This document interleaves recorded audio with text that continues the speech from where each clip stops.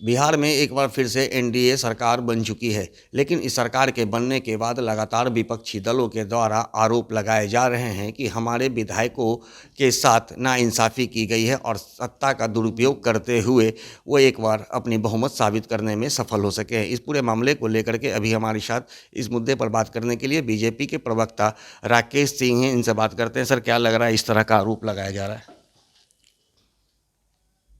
जब जिस दिन एनडीए की सरकार बनी थी उसी दिन तो उनको पता हो जाना चाहिए था कि खेला हो गया। और बार बार जो कह रहे थे खेला हो गया, खेला होगा, क्या खेला हुआ?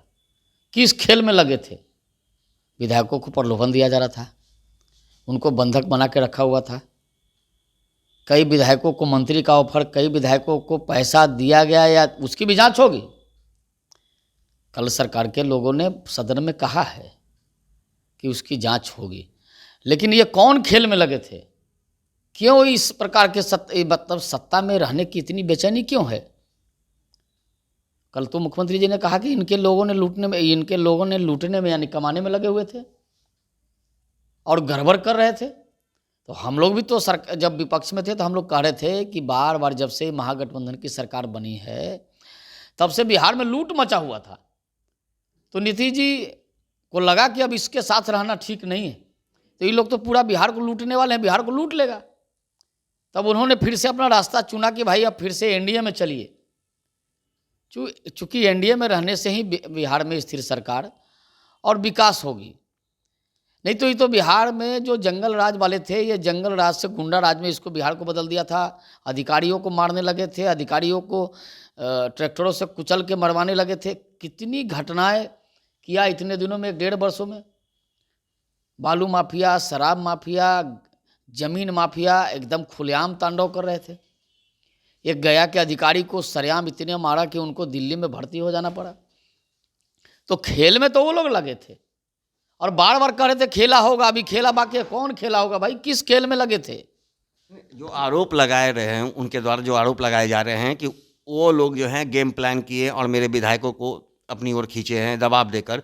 तो कहने का मतलब, मेरा सवाल ये है कि आखिर ये ऐसी परिस्थितियां क्यों बनी? चूँकि विपक्ष के पास तो 115 विधायक थे, तो फिर ऐसी परिस्थितियां क्यों बनी अगर ऐसा हुआ भी है तो? आप एक बात बताइए, हमारे पास बहुमत के 128 थे, उनके पास 114 थे। क्यों कह रहे थे खेला होगा? मतलब आप खेल में लगे थे और खेल तो हो गया कल। भाई आप दूसरे को तोड़ने में लगे थे, खुद टूट गया। और बताइए, उनके 3 एमएलए आए हैं, बताइए किसको कौन बीजेपी के लोगों ने उठा के लाया या किसको बंधक बना के रखा था? स्वयं से वो लोग आए अपने साथ, हम लोग के साथ। उन लोगों को लगा कि इन लोगों के साथ जाने से बिहार का भला नहीं होगा, बिहार का विकास, बिहार की भलाई, बिहार आगे बढ़ेगा, बिहार विकसित राज्यों की श्रेणी में जाएगा। ये लगा उन तीनों विधायकों को, लगा कि इन लोगों के साथ ही तो गुंडा ही होगा और तो कुछ होगा नहीं बिहार में।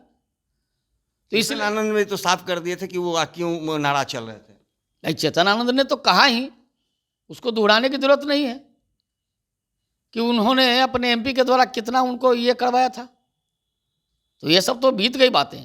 लेकिन चेतन आनंद हो, नीलम देवी हो या प्रहलाद यादव हो, इन लोगों ने स्वयं से फैसला लिया ना, किसी को कोई उठा के तो नहीं लाया। और उन लोगों को कोई उठा के ला भी नहीं सकता है, आप सब जानते हैं। तो बिहार को विकास की गति पर ले जाने के लिए, विकास के रास्ते पर ले जाने के लिए इन लोगों ने जो फैसला लिया है, ये स्वागत योग्य कदम है। और कल लोकतंत्र बच गया, नहीं तो कल लोकतंत्र का क्या होता? बिहार के विधायकों ने, इस सदन के विधायकों ने बिहार के लोकतंत्र को बचाने का काम किया है, लोकतंत्र की मंदिर की रक्षा किया है। इनका स्वागत होना चाहिए। कम से कम बिहार जलने से बच गया, बिहार उजड़ने से बच गया, बिहार को लूटने वालों से बच गया बिहार। नहीं तो जिस प्रकार से बिहार में तांडव हो रहे थे, लूट मचा था, जिस रास्ते पर बिहार को ले जा रहे थे, बिहार तो फिर वही हो जाता। न सड़कें होती, न बिजली होता, न पानी होता, कानून व्यवस्था खत्म हो रही थी। बिहार को बचाने के लिए बिहार के विधायकों ने जो फैसला लिया है, ये स्वागत योग्य है। और उनके आरोपों को क्या कहेंगे आप? देखिए, उनके आरोप में कोई दम नहीं है। बार बार वो कह रहे थे खेला होगा, खेल पहले हो चुका था, खेल कल फिर से हो गया, उनके आंख के सामने में खेल हुआ। और वो बार बार खेल कह रहे थे खेला होगा, उस काम में वो लगे थे, उस काम में लगे हुए थे। लेकिन उनके विधायकों ने उनको झटका दे के बता दिया कि देखो बिहार में ये खेल नहीं चलने वाला है। जिस प्रकार का खेल आप चाहते हैं बिहार में, वो खेल अब नहीं चलेगा, वो दिन दूर हो गए।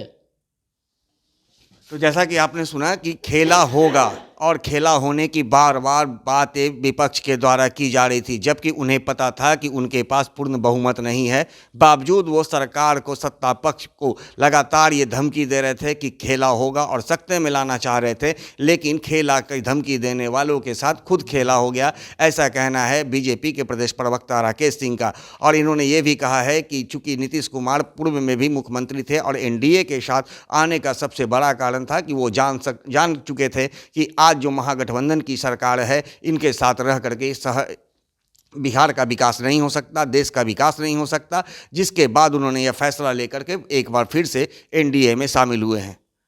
दर्शन न्यूज के लिए ज्ञानेंद्र की रिपोर्ट।